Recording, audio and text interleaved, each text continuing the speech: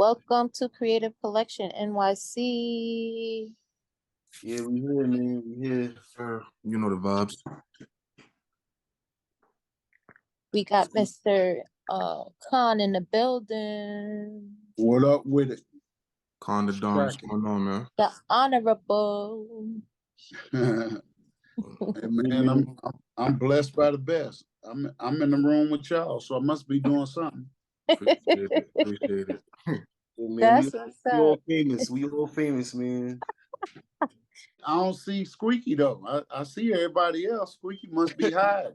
I'm hiding because I got your face up. I gotta promote your face. The flyer. I'm behind the scene. Don't worry. I'm here. Okay, I'm gonna give you a pass on that then. You see it? You see it? Yeah. So this episode is another way to say peace. You know, we about to have a real good conversation, and I know Khan is gonna have some great breakdowns for us. We got some good questions for you. So we want to welcome you to us. This is on what can make it better. You know what I mean? Shout out to all the sponsors. We're not gonna shout them all out at once and everything like that. And we're gonna dive into it.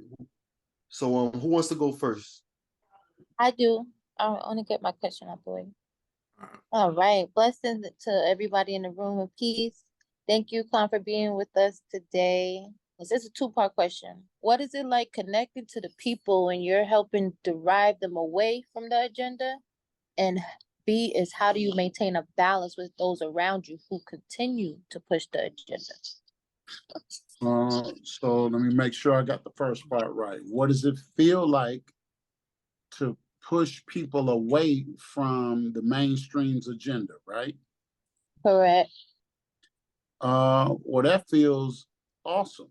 I feel like I'm doing my job, playing my role, and doing my part, because it's not a popularity contest, you know? It's all about the impact. Who can you touch? And you never know what person you might touch. I like to say all the time, to the world, you might be one person, but to one person, you might be the world. So my focus is always, can I reach one? Because I never know who that one might be. It could be a next future leader. It could be somebody that's going to change the game. It could be somebody that comes up with a cure for a disease that's plaguing our community. It might be somebody that revolutionizes the music business. So as long as I could be a catalyst or have some measure of impact on the mind of somebody like that, then it makes me feel awesome that I'm doing my job. And I'm going to just use the gift and talent that I got to make sure that I'm not on the wrong side of history, pushing the wrong agenda, being counterproductive and destructive to my own people. So that's the first part. And then I think the second part was, how do I deal with those that are around me that are pushing the mainstream agenda? Is that right? Correct. Well, that's an easy one to answer. I don't even have that type of energy around me. If I go amongst it, it's because I'm going to change it. I'm not. When you hang around somebody that's weak, either they're going to make you weak or you're going to make them strong. So when I come in the room, when I go to open mics, when I go to events, you know, I'm usually dressed in a suit. And they say, well, Khan, why you got a suit on? I say, well, I wear a suit for two reasons. Number one, I handle my business. And two, I kill the competition. And after I kill the competition, I'm already dressed for the funeral. Mm-hmm. That's what's up. So I came to kill the game. That's what I came to do. I came to kill the game that's being ran on our people wholesale, but I have to be strategic in the way that I do it so that I don't come off like I'm preaching or that I'm being corny. I still can put life and speak high vibration into the music to give somebody something that's an alternative to what's being pushed, and do it in a way that they can rock with it and still say that it's fire. So a lot of times I roll solo. I don't go in with a crew. I don't go in with a squad trying to hype me up. No, either I'm going to win the crowd over with the bars that I got, the content that I got in my performance, or I'm not. So I use that as the litmus test. I let the people decide if they rocking with me or not. So that's the way that I do it. And I don't condemn necessarily those that are pushing that agenda, because I don't think that that's necessary, because I know a lot of them, they're only trying to get paid. They trying to feed their families. They trying to eat. I don't condemn the fruit. I like to deal with the root. I don't look at the artist. I look at those that are behind the artist, because the artists are a lot of times unwittingly being used to push an agenda that they don't even have the knowledge of. All they doing is playing follow the follower. So I don't focus on the artist. I go with what's behind the artist, the hidden hand, the financiers, the corporations, those that are putting and drilling into the mind of the artist that this is what you got to do in order to be successful. So that's my approach and my take to that. I hope that answered the questions, both of them. Of course it did. Yeah, I appreciate that, because I notice, every time I listen to you speak on your music, I hear you get directly to the root. You're not really condemning anybody. So I'm happy that you said that. That's exactly why I asked you those questions, because you speak the truth. You don't push no real agenda. You teaching other ways around it. You know what I'm saying? And then you get directly to the root and make people think. You know what I mean? Y'all brothers really make people think. I appreciate that. Now that don't mean that I won't get at them if they need to be got at, if I know that they know better. If I know they know better, then they must be held accountable. And I'm unafraid. I went to Walmart and I heard they had testicles the size of watermelon. So I picked me up a pair. So that makes me able to communicate and approach whoever need to be got at, whether they up high or down low. So it ain't no problem with me. That's why I put my real number on the internet, because I want all the smoke. Okay. And I if love they it. come with the smoke, they better believe I got the fire. So I'm all good with it. I'm transparent. Whoever want it, we can go live and talk about it. That's how I feel about it. Yeah, man. Right. That's a real man. That's how it's supposed to be. Conversation. That's all it takes. Communication. Honesty. In Right? that order. It sounds Right. like to me like an impeccable amount of patience and wisdom is in the room right now. The way you breaking it down doesn't sound like, you just read about it yesterday or you just figured out like a year ago. It sounds like you've been marinating and meditating on these things and experiencing these things over and over in different ways. And like you said, coaching, you know what I'm saying? It sounds like you've been coaching. It sounds like you're an expert, like of what you're speaking on. So that knowledge needs to be shared, man, because it could save people from a lot of unnecessary experiences. We all got to learn through a little bit of pain. We need that though, but to get the insight to not go through unnecessary things, that's a gift. Fact. Oh, no doubt. And that's why I ain't gotta condemn Lil Baby or Lil Uzi Vert or Megan Thee Stallion or Ice Spice. I just come from a different angle. First of all, I show and prove with the skills and the bars that, first of all, you're not on my level. So I can do everything you can do, but you can't do what I could do. You don't have the mindset. You might have the skill set a little bit, but I'm a master of all styles. So you're not going to pigeonhole me. So whether we talking about bars on the East Coast, whether we talking about flows or delivery in the Midwest, or we getting on some gangster stuff on the West Coast, it doesn't matter. If we going down south with it, hey man, I'm with any kind of beat. You're not gonna leave me behind. So, and then I'll just drip it on you. I'll drop the game on you, a line here, a line there, and by the time you got it, I'm already down the street on to the next joint. So that's the way I look at it. Because I know the artist ain't really the problem. You know what you said? That's important to me too, as well as the competitive nature behind what you said.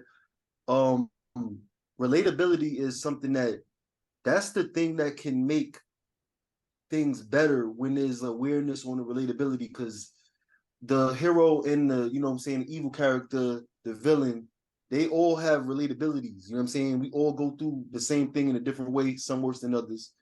So having a relatability is the first way that you can actually strike a match. Like, oh, oh damn, I could do this better if I do it this way. Sometimes spreading that knowledge is a better way than coming at somebody like, yo, you're wrong, yo, don't do this, don't do that, don't. You don't know what they've been through necessarily. They made certain decisions because of the thing they've been through. Now, let's say they open up to you and you find out what they've been through. Now you can get psychological with them, spiritual with them, break it down, and then use your expertise to now show them how to be a better person.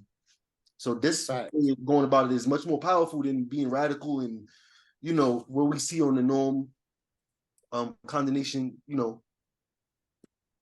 If you go see the doctor don't just come out trying to tell you what medicine to take. The doctor has to diagnose before they prescribe. If they try to prescribe the medicine without diagnosing the patient, then you can charge that doctor with malpractice. But a lot of times, those of us that have the knowledge, we've lost that relatability. We've lost the ability to connect with the very people that need what we have the most. Either the music is corny, we caught in a time warp, and we not doing. Hip hop is always what's the next thing happening. Rap music is always about what's new. You ain't got these though. You ain't rocking these J's that I got on. You ain't got the new joint, the new Johns that just came out. See, I know if I'm in Philly, they talking about Johns. I know if I go to NYC, in the words of Cameron, they say niggas die every day, B. So I know that I got to switch it up. If I'm in the Bronx, if I'm in Queens, if I'm in Chicago, if I'm in LA, I got to know the language of the people that I'm speaking to. I got to know the demographics. I got to know the landscape before I just go in saying I got a better way. No, first I got to come with the results. I got to show and prove that it can be done. And so my teacher taught me you don't have to condemn a dirty glass. You just set a clean one beside it. And when the people get thirsty, they're going to know which one to take a drink from. I'm going to take me a drink of this water on that. That's real. We can move on to the next question. Who want to ask? All right. So the next question is, what inspired you to be an author? What inspired me to be an author? That's a good question. The fact that I was already a recording artist, it really was not a difficult transition because all rappers, they're authors, right? They just authors over a beat. All you have to do is expand that ability to tell stories, to paint pictures. If you can do it in 16 bars or 12 bars, you could do it in a book. And when you make a book, it solidifies you in a different space. It says that this person has some experience or some knowledge, and it's something that you can document and pass on to people coming behind you. And books are always relevant. That's why the enemy works so hard to hide knowledge from us by putting it in a book. So I figure, okay, well, you might slow down and control what's happening with music on a platform, but if I got it in a book and I'm giving you hand to hand with it, or I'm sliding you an ebook, I'm still penetrating your thought process. So I look at it as just another weapon in my arsenal. If I don't get you with the music, I'm gonna get you with a book. If I don't get you with a book, I'm gonna get you with some coaching. If I don't get you with coaching, I'm gonna get you with the merchandise. But by any means necessary, I gotta get this word over to you. And speaking of books, that's why I got the book, for example. This book right here is called Hoes and Zombies. All right. You say, well, man, that's an interesting title right there, hardback. And I knew that the word hoes would get attention. Yes. And definitely zombies. And people try to figure out what this book is about. And it's an attention getter, right? So I start the book off. I got chapters in there like where the hoes at. Yeah, because I need to talk to the hoes. Hey, bro, I need to talk to the hoes and the hoe maker. I need to talk to the pimp. I need to show you who the real pimp is. I need to show you who the hoe is and how you became that and how you really being played. Like Ice Cube said, the label is the pimp. The bankers are the pimps. The financiers are the pimps. The artist oftentimes is the hoe. The stage is the corner. And the tricks are in the audience. So the pimp tells the hoe, get out there and make my money. Right. And so I break down that whole mentality, and we go and transition from the whole mentality to what a zombie is. Well, we know about these video games like Walking Dead and what is it? It escapes me, man. The name is right on the tip of my tongue.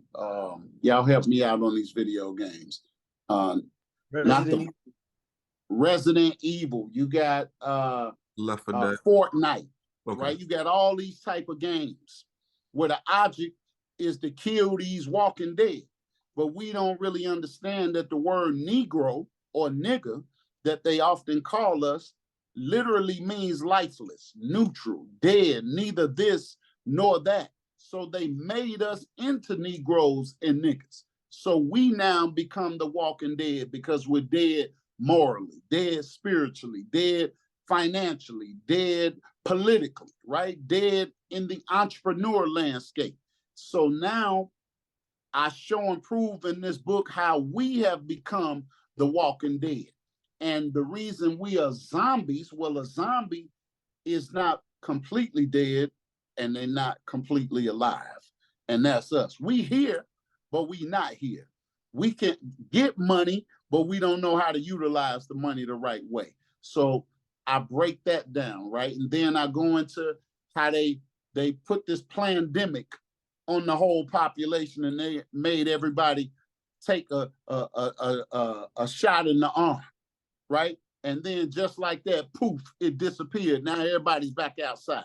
But now they preparing us for the next pandemic that's coming along. So, I come with all the receipts and the facts. So this is just another way for me to get the wisdom and the knowledge in a different format and a different medium to those that might not even listen to rap, but they'll read a book. Then there's some that'll listen to rap that won't pick up a book. Well, either way, I got you coming or going. So the choice is yours on the menu, which way you want to get it. Okay. Like that. The marketing, the wits of the marketing that you did is not only that it's just grabbing attention, because it's like usually when somebody grabbing attention, it's like they're just harvesting energy. They're like, yo, just give me this attention. I need it. I need the glory. I need it.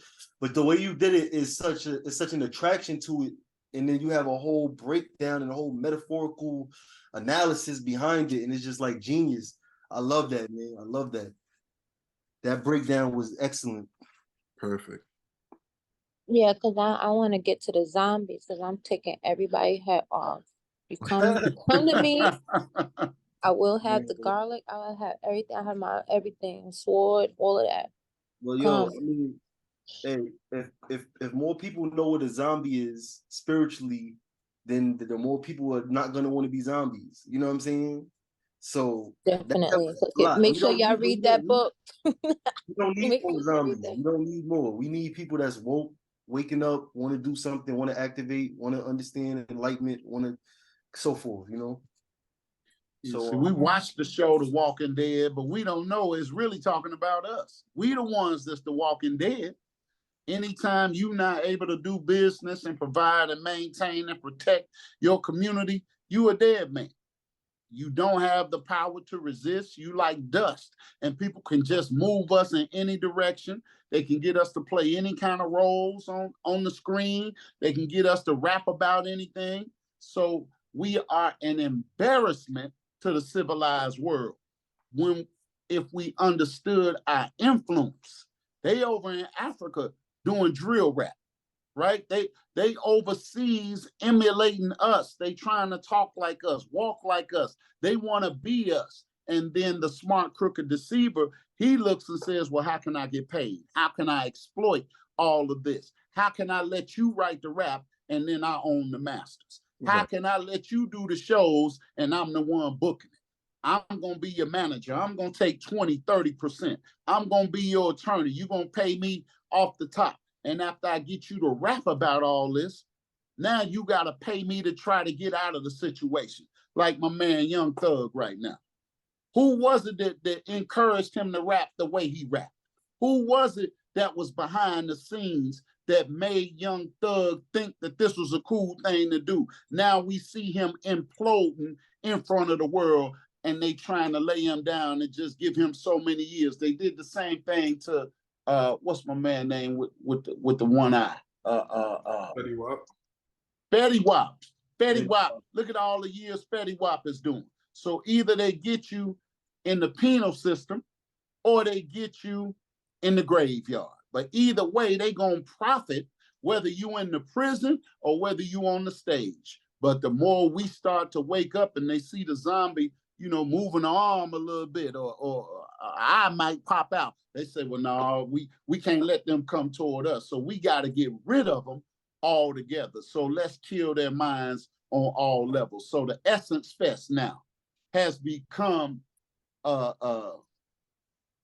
it has devolved to where we have lost the essence. So now everybody, you got Janelle Monáe, she twerking for the camera. She went from being corporate, representing her work of her mother and her father, being middle class people doing her thing. Now she's saying it's gonna be breast out for the next 15 years. Come on, man. Somebody got to get to Janelle Monáe and tell her that ain't what it is. Am I condemning her? No, but I'm saying you can't advertise what ain't for sale and then expect to get respect. When Meg Thee Stallion, she was rapping about everything she was rapping about and then got shot in the foot. As soon as she got shot in the foot, that's when she want to be a black woman. She want to be a black queen. I don't understand why this would happen to me and I'm a victim. And as soon as that foot healed up, she right back outside with it. So I'm just saying, we just got to set better examples, but then you got conscious artists that's putting it out in the music. But guess what? We not supporting the conscious artists. We not blowing them up. We not buying the conscious music because there was a time when conscious music was selling. The enemy don't care what kind of music it is as long as he can make the money. Because whoever pays the piper is the one that calls the tune. So he's getting money. It was popular to have red, black, and green. It was popular to wear X hat. It was popular to say dropping knowledge or what's the science or kick the ballistics and all the realistics with the statistics. And then they brought in NWA and the game has not recovered from NWA and gangster rap ever since. And that's no shot at Ice Cube and NWA, but it definitely is a shot at Jerry Heller and Ruthless Records and what they did and how they perpetuate this because those same people would not let you disrespect and misrepresent their people to the world like that. If you watch the movie, the NWA biopic that came out, Jerry Heller didn't have a problem when NWA doing everything they was doing. But when Ice Cube started getting smart and he exposed Jerry Heller in particular, Jerry Heller wanted to get the JDL, the Jewish Defense League. He wanted to get the ADL. He wanted to boycott Ice Cube because Ice Cube mentioned the J word that we not allowed to say. You could say nigga, but you can't say Jew. If you say that, they gonna Kanye West.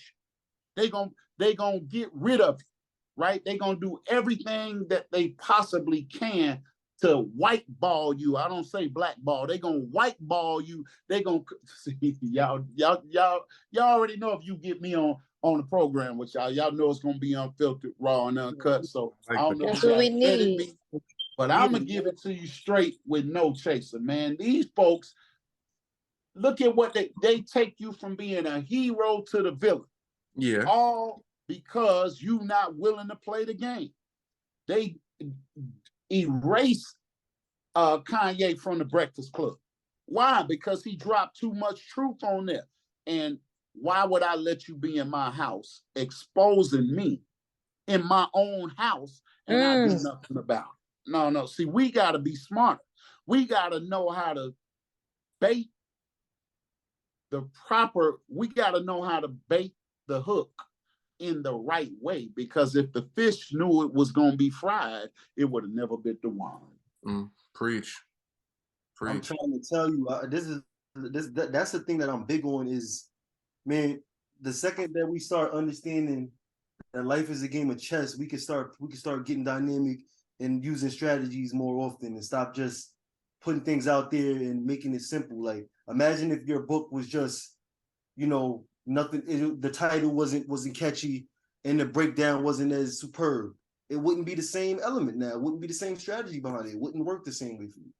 People That's are a fact. about the steps that they take and utilize the step by step processes and stop just running out here and just saying, let me just run it out and just go on a campaign and just talking. Nah, try to have a game plan. Surprise them. Use email listing. Use private phone numbers. Use Discords. Use, you know what I'm saying, private YouTube channels. You do different things. Connect with the people. Stop just going out here and just blurting things out, putting yourself. Yeah, you getting fractions off a penny when it comes to the music. We got a few minutes left. We're gonna wind it down and we're gonna come back in the room. But when he said that made so much sense, and that's gonna go into Roy's next question.